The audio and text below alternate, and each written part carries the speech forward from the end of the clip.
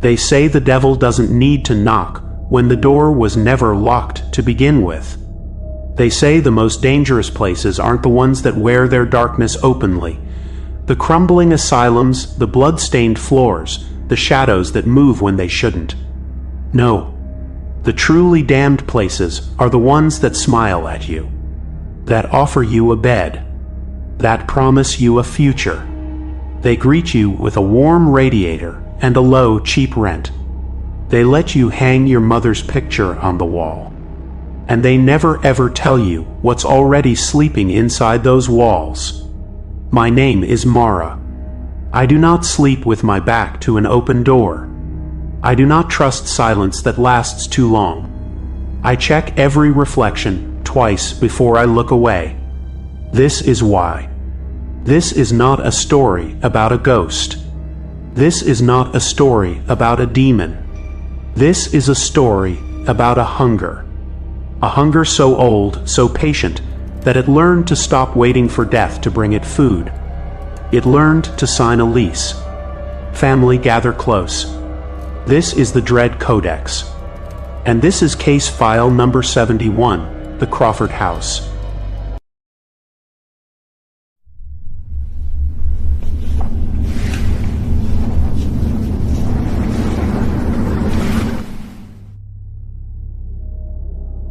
In the autumn of 2021, I arrived in Blackwood, Massachusetts.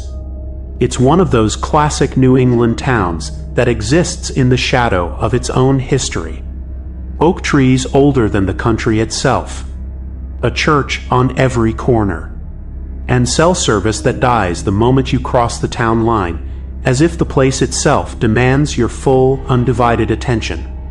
I was 22. I had just been accepted into a brutal pre-med program at St. Jude's Medical Institute. This was my ticket out.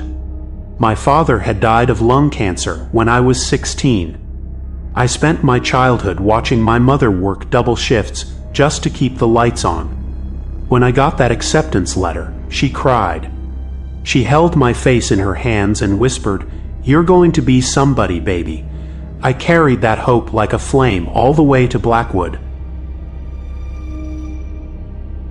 But hope doesn't pay the rent. And St. Jude's doesn't provide housing.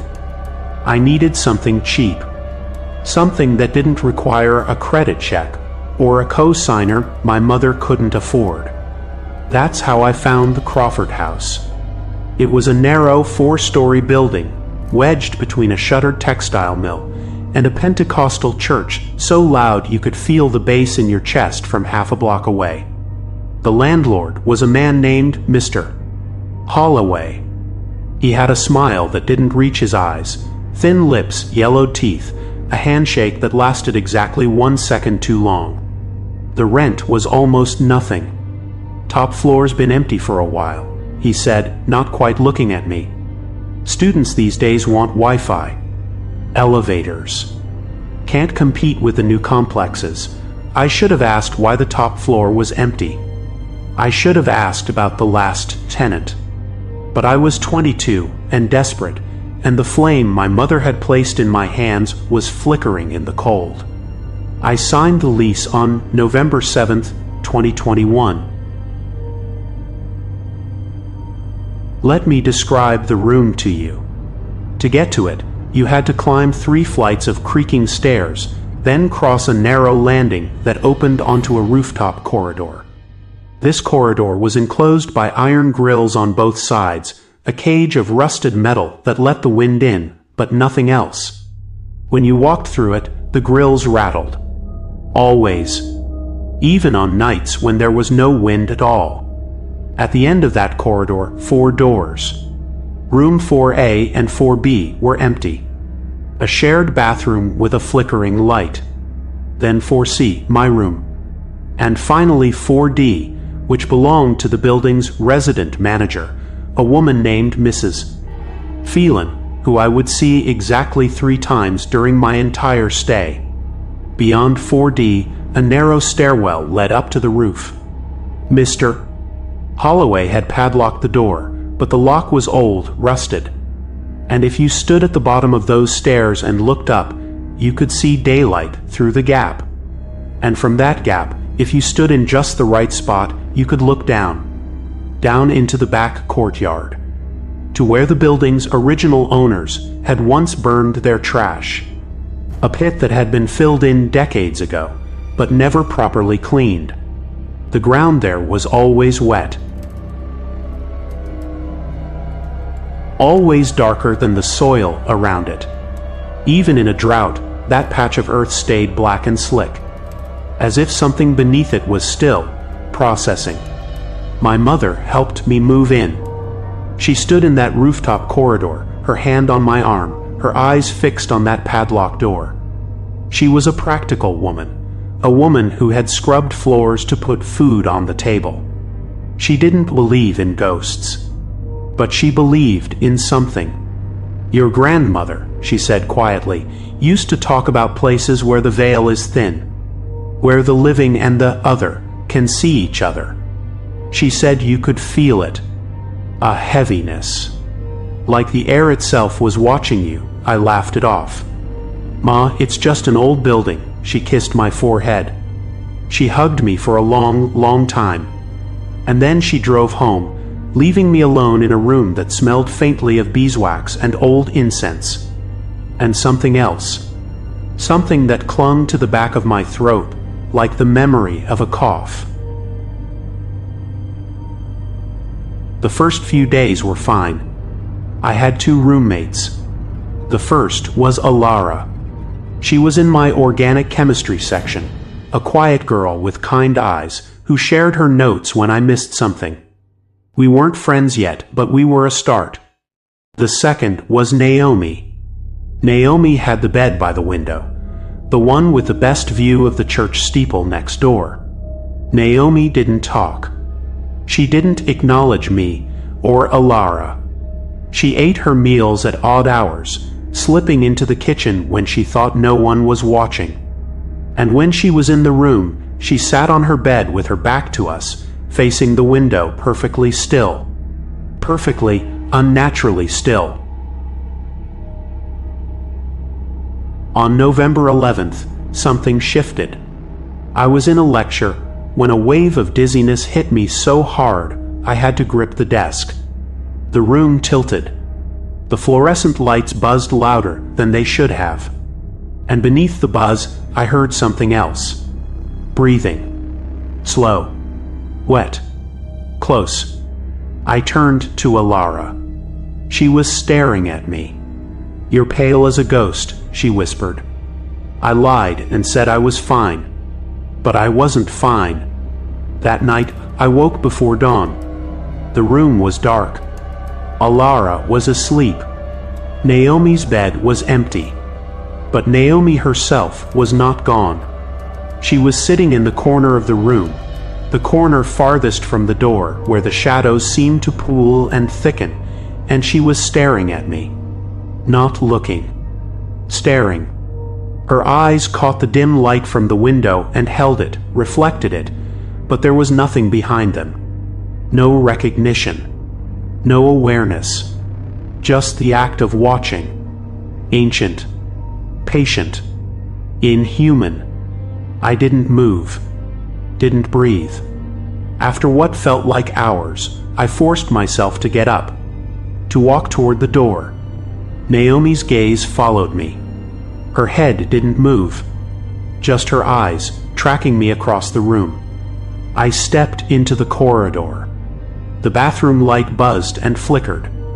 I washed my face, gripped the sink, tried to convince myself I was imagining things. Then I looked in the mirror. My nose was bleeding. Just a few drops. I wiped them away. I looked down to rinse my hands. When I looked up again, my entire face was covered in blood. Not dripping. Covered. As if someone had pressed a mask of it against my skin. The mirror showed me a girl I didn't recognize. Eyes wide, mouth open, blood filling every line and hollow until I was nothing but a scream-wearing human skin. I screamed. The world went dark. Mara, don't go back, she's still waiting, she's always been waiting. I woke in my uncle's house. My mother was there, holding my hand so tight her knuckles were white. They told me about the nosebleed, the collapse, Alara finding me unconscious in the corridor, my face streaked with blood. I told them I wasn't going back. The next morning, my mother showed me a voicemail, sent to her phone at 3:17 a.m. The caller ID said it came from my father's old number, the one disconnected the week after his funeral. She played it. For 10 seconds, there was nothing but static. The kind of static that isn't empty, the kind that breathes. And then faintly, Mara, don't go back, she's still waiting, she's always been waiting, the line went dead. My mother called a priest. Father Tomas was young, but he had old eyes. He came that afternoon. He made the sign of the cross over me, and his hands trembled. There's something on you, he said. It's not a ghost. It's not a demon, not in the way we understand them. It's older. It's been in that building since before the building existed. The land itself is wrong, he told me the history. The Crawford House was built on the site of a poorhouse from the 1800s. A church-run operation. The conditions were brutal. The death rate was high. And the bodies were buried where they fell, in a pit behind the main building, because who would miss the poor? Who would count the forgotten? He looked at me with those old sad eyes. They weren't all dead when they were buried. Some of them were just inconvenient, just unwanted, just in the way. That land had been drinking suffering for 200 years.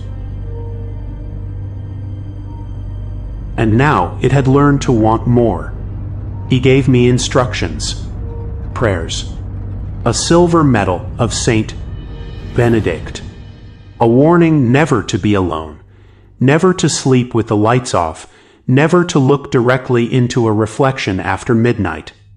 I followed them all. For a week, I stayed at my uncle's.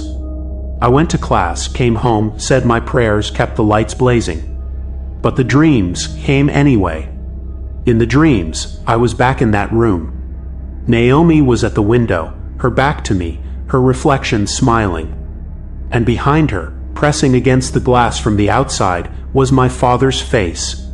But his eyes were empty, and his mouth moved without sound, forming words I couldn't hear until the last night, when I finally understood, she's not done with you.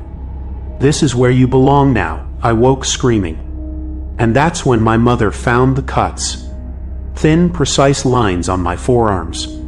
Dozens of them. Some fresh, some scabbed. I didn't remember making them. I didn't remember anything after the dreams ended. My mother held my hands and wept. I stared at the marks and felt nothing but a distant, humming awareness. It's getting closer. They brought in someone older, Deacon Matthias. He was the first person who looked at me and didn't flinch. You're not possessed, he said flatly. You're claimed. There's a difference. Possession is a battle. Claiming is a slow drowning. It's been with you for 101 days now. It chose you a long time ago. He explained it simply. That thing in the soil in the building had learned to reach out, to attach itself to the living, to feed on their attention, their fear, their presence. It couldn't take them completely, not if they fought, but it could wear them down. Slowly, patiently, until one day they stopped fighting. He pointed to the locket around my neck, my grandmother's locket. Inside, a tiny icon of Saint Christopher. Your grandmother's faith is the only reason you're still here, he said. It's confused it, made you harder to hold. But it won't let go. You're the first person in decades who's been bright enough to see it. And it's been hungry for so long. The rituals began. He came every day for a week. He prayed over me, anointed me with oil, burned herbs that filled the house with smoke. I sat through it all with my eyes closed, feeling nothing. And everything. Because in the silences between his prayers, I could hear it. Breathing. Waiting. Smiling. On the 7th day, he stopped. I can't remove it, he admitted. I can bind it. I can weaken its hold. But as long as you live, it will be with you. The only thing that can break its claim completely is, what? I whispered. He wouldn't meet my eyes. Love. A love stronger than its hunger. A bond it can't touch. If you let yourself be truly known by someone who sees all of you, the way it sees you, and loves you anyway, the claim will break. I wanted to laugh. I wanted to cry. He bound it. Or tried to. For a month, I was almost normal. I went to class. I laughed with Alara. She never asked about the marks, but she always walked me home, always sat with her back to the door so I didn't have to. I thought it might be over. Then I woke up one morning with fingerprints on my throat, bruises in the shape of hands that had held me down while I slept, and a voice not in my ear but in my mind whispering words that made me weep. You can run. You can pray. You can bind me and burn me. But I will always find you. I will always wait. And one day, Mara, one day you'll stop fighting. And when you do, I'll be here. Right where I've always been. Watching. That was 4 years ago. I still live in Blackwood. I still go to class. I still wear the locket and the medal and a dozen other small protections. But at night, when the lights go out and the silence settles, I feel it. Behind me. Beside me. In the corner where the shadows pool just a little too thick. And sometimes, when I pass a mirror in the dark, I catch a glimpse of someone who isn't there. She's smiling.